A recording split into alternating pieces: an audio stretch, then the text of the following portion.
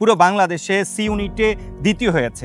আমি আমার admission journey শুরু করেছিলাম প্রথমে একটি অফলাইন কোচিং এর মাধ্যমে। আমার তো মনে হচ্ছে যে আমি ওই অফলাইনে যে কোচিং করেছি ওটা না করলেও পারতাম। পেজে নক দিয়ে সোজাসুজি ভর্তি হয়ে যায় ডিওয়াইসিউ 2 ব্যাচে।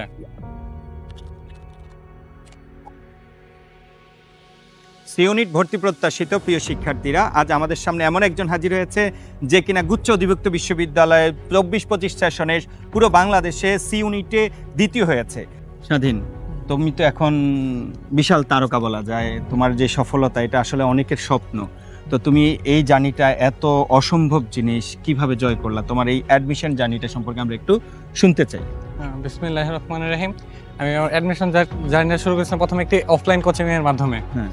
কিন্তু প্রায় 2.5 মাস পেরিয়ে গেল আমার কোচিংয়ে আমার যে বাংলার ইংলিশে যে মেন ল্যাকিংসগুলো ছিল ওটা থেকে মানে কিছুতেই কাটিয়ে উঠতে পারছিলাম না। এরপর আমি একদিন হঠাৎ করে আই এডুকেশনের সন্ধান পাই।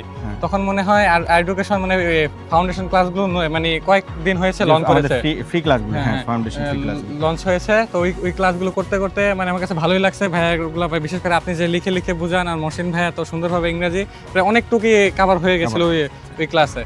তারপরে আমি পেজে নক দিয়ে সোজাসুজি ভর্তি হয়ে যায় ডিওয়াইসিউ 2 ব্যাচে। এরপর আপনাদের ক্লাস নিয়মিত করতে থাকি আর আপনাদের ভাইয়ার আপনাদের কথাগুলো মোটিভেশন আর পড়ানোর স্টাইল তো মানে অন্যরকম, একবারে অন্য প্ল্যাটফর্ম অনলাইন প্ল্যাটফর্ম থেকে একবারে ভিন্ন। আপনারা যেভাবে লিখে লিখে পড়ান, তারপর যেভাবে বুঝান, প্রত্যেকটা টপিক এ থেকে জেড পর্যন্ত পড়ান, মানে সবগুলো টপিক। তুমি যে তোমার যেই শুরুতে যে তোমার ল্যাকিংস গুলো ছিল, যে গ্যাপটা ছিল, এটা কি আমাদের মাধ্যমে ফুলফিল হয়েছে? হ্যাঁ, অনেকটাই ফুলফিল হয়েছে। আজকে তো এর কারণে আজকে আমি যে জায়গায় রেজাল্ট যাই হোক, তুমি তো আসলে তুমি যে সি ইউনিটি সম্মিলিত মেধা তালিকায় দ্বিতীয়, আসলে তোমার কাছ থেকে আমাদের পরবর্তী স্টুডেন্টরা অনেক কিছু জানতে চায়। মানে এখন তোমার যে বাসায় পড়াশোনা, কত ঘন্টা পড়েছো, কিভাবে পড়েছো, এই বিষয়গুলো যদি একটু তাদেরকে বলতা তাহলে তারা অনেক আসলে কিভাবে পড়লে তোমার মতো এরকম ফার্স্ট সেকেন্ড থার্ড হইতে পারে। আচ্ছা, এই জায়গায় তো অনেক বেশি প্রতিযোগিতার জায়গা। তো এই জায়গায় করতে হলে আপনাদের কন্টিনিউয়াসলি পড়তে হবে, মানে প্রত্যেক দিনের পড়া প্রত্যেক দিনে আপনাকে শেষ করতে হবে। মিনিমাম 8 থেকে 10 ঘন্টা তো মানে নিম্নে হলো প্রত্যেকটা দিন পড়তে হবে। এমন না যে আপনি একদিনের 15-16 ঘন্টা পড়েন, পরে 3-4 দিন আর পড়লেন না, তাইলে কিন্তু হবে না। অর্থাৎ তুমি বলতে চাচ্ছ যে নির্দিষ্ট কোনো একটি সাবজেক্টে গুরুত্ব না দিয়ে প্রত্যেকটা সাবজেক্টে সমান গুরুত্ব দিতে হবে, তাই তো? আচ্ছা, আর তো তাহলে তোমার যে বাংলা, ইংলিশ, বিশেষ করে আমাদের আদার্স অ্যাকাউন্টিং ম্যানেজমেন্ট এই ক্লাসগুলোর বিষয় এগুলো তো জোশ ছিল ভাই। এগুলার যে বিশেষ করে নীল ভাই, বাহা ভাইয়া, দেলোয়ার ভাই আর রাশেদ ভাই যে ক্লাসগুলো ছিল একদম জোশ ছিল। একবার A to Z উনি আমাদেরকে বুঝিয়েছেন, একবারে হাতে কলমে শিখিয়েছেন। এখন তুমি মানে একটা স্টুডেন্ট যদি অফলাইন কোচিং না করে শুধু আমাদের কাছে পড়তে চায়, তাহলে কি তার প্রিপারেশন সম্পূর্ণ ফুলফিল হবে? একদম সম্পূর্ণ। আমার তো মনে হচ্ছে যে আমি ওই অফলাইনে যে কোচিং করেছি ওটা না করলেও পারতাম।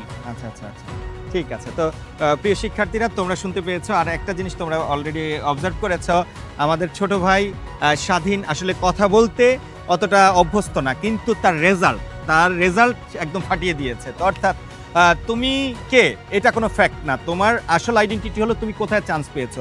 সে এখন পুরো বাংলাদেশে সি ইউনিটে সেকেন্ড হয়েছে, অর্থাৎ তার রেজাল্ট, তার অ্যাপিয়ারেন্স বিষয় না, তার রেজাল্টটা হলো ফ্যাক্ট। ওকে, তাকে এখন সবাই চিনে, আমাকে একজন শিক্ষক হিসেবে সবাই চিনলো, তাকে আমার চেয়ে এই মুহূর্তে সে অনেক বেশি আলোচিত মানুষ। তো এইরকম আমাদের অনেক রেজাল্ট আছে, তুমি ওইরকম একজন হবা যদি তুমি তার মতো অধ্যবসায়টা, কনসিস্টেন্সি বজায় পড়াশোনা করো। ধন্যবাদ।